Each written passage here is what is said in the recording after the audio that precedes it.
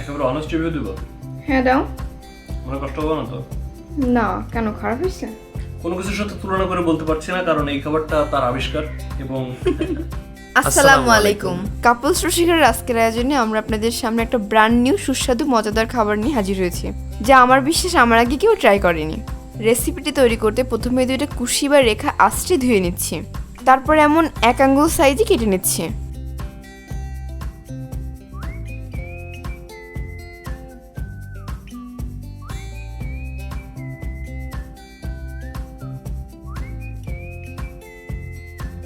দুই ভাগ করে মাঝখানের নরম অংশটা চামচের সাহায্যে ফেলে নিচ্ছে।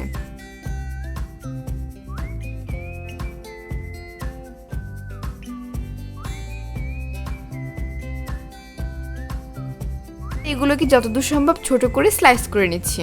খাবারটা দেখতে খানিকটা ফাস্ট ফুডের মতো হলেও আমার কাছে মনে হচ্ছে এতে খানিকটা পুষ্টিগুণ রয়েছে, কারণ এর প্রধান উপকারী হচ্ছে সবজি আর ডিম। আবার তৈরি করতে তেলও লাগে অনেকটা কম।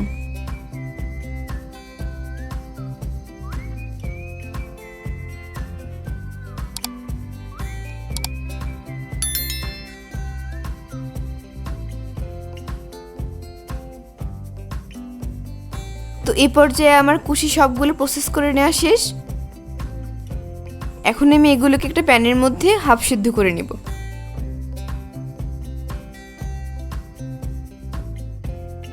ঢেকে দিয়ে মিডিয়াম আঁচে সবজিগুলো 7-8 মিনিট সিদ্ধ করে নিচ্ছি। দেখুন এই পর্যায়ে এসে এটাকে কেমন জেলি বা নুডলসের মতো লাগছে না দেখতে?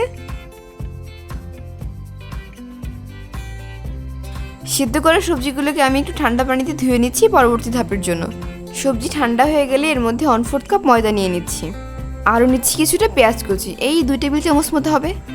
মরিচ কুচি নিচ্ছি 1 টেবিল চামচ পরিমাণ। যারা একটু স্পাইসি পছন্দ করেন তারা একটু কম বেশি করে নিতে পারেন।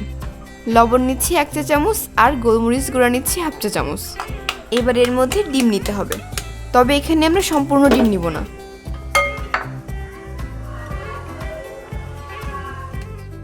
শুধুমাত্র সাদা অংশটা ব্যবহার করব, আর কুসুমটা আলাদাভাবে রেখে দিব। কুসুমটা চেষ্টা করবেন আস্তই রাখতে, তাহলে লুকটা বেশ ভালো আসে। আমি একে একে 3টা ডিমের সাদা অংশ নিয়ে নিচ্ছি আর কুসুমগুলো আলাদা রাখছি।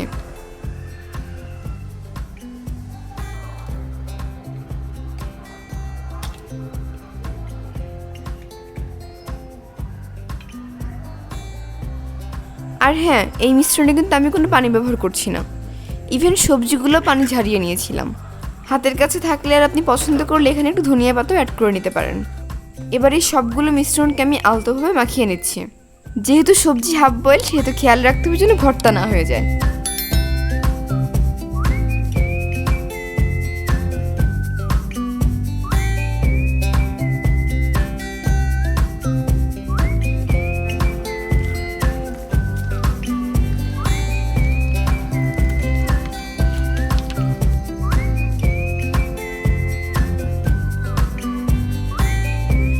সবগুলো উপকরণ সুন্দর করে মাখিয়ে নেওয়ার পর এখন যেতে হবে চুলাতে। প্রথমে একটা প্যানে কিছু তেল গরম করে নিচ্ছি। তেল খুব বেশি ব্যবহার করার দরকার নেই, নিচে একটা লেয়ার থাকলেই হচ্ছে। তারপর মিশ্রণটি এমন হাতের সাহায্যে ঘুরিয়ে ঘুরিয়ে ডোনাটের একটা শেপে দিয়ে দিচ্ছি, মানে মাঝের অংশটা খালি থাকবে।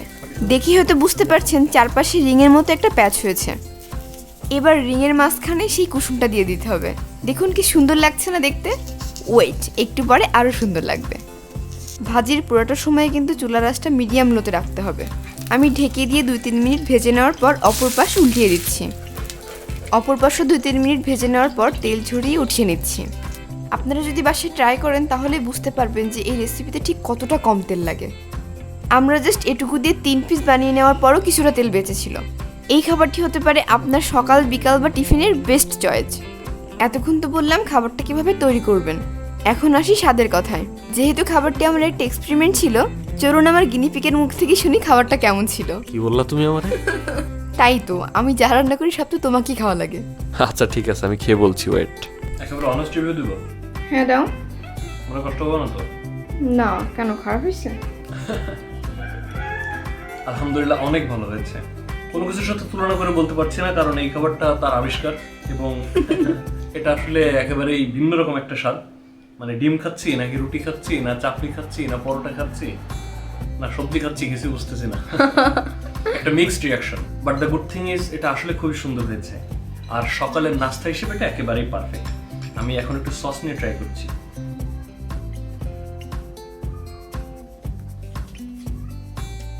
সসের সঙ্গে মেলানোর পর স্বাদটা দ্বিগুণ হয়ে গিয়েছে। এই টমেটো সসটা কিন্তু আমাদের বাসায় বানানো, আমাদের চ্যানেলেই বা আমাদের পেজেই এই টমেটো সসের রেসিপি দেওয়া আছে। আপনারা চাইলে সেখান থেকে দেখে সিজনে বানিয়ে নিতে পারেন বাসা বাড়িতে, অনেক সুস্বাদু এবং অনেক স্বাস্থ্যকরভাবে। আর এই খাবারটিও বাসায় ট্রাই করতে পারেন, রিকমেন্ডেশন থাকলো। আর আপনারা যদি বাসায় ট্রাই করেন আপনাদের কাছে কেমন লাগলো অবশ্যই জানাবেন। কথা হবে পরবর্তী কোনো ভিডিওতে, সে পর্যন্ত ভালো থাকবেন, সুস্থ থাকবেন। আল্লাহ আল্লাহ হাফেজ। হাফেজ।